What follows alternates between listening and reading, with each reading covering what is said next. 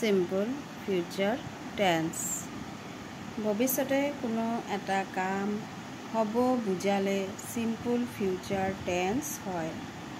এই tense লিখাৰ নিয়ম হৈছে main verb present former হ'ব, তাৰ আগত to be verb shall অথবা will use হ'ব।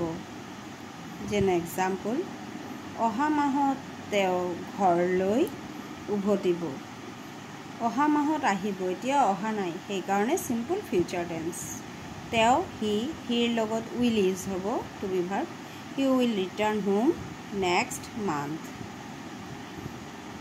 ইয়াৰ পৰা তেওঁলোক শ্বিলংলৈ যাব।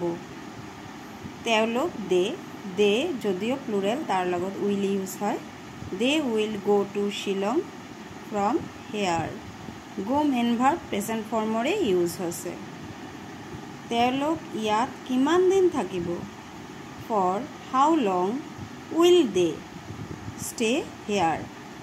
দেৰ লগত will use হ'ব, question হৈছে বুলি will আগত আহি গৈছে, to be verb আগত আনিব লাগে questionত, interrogative sentenceত, will they stay here।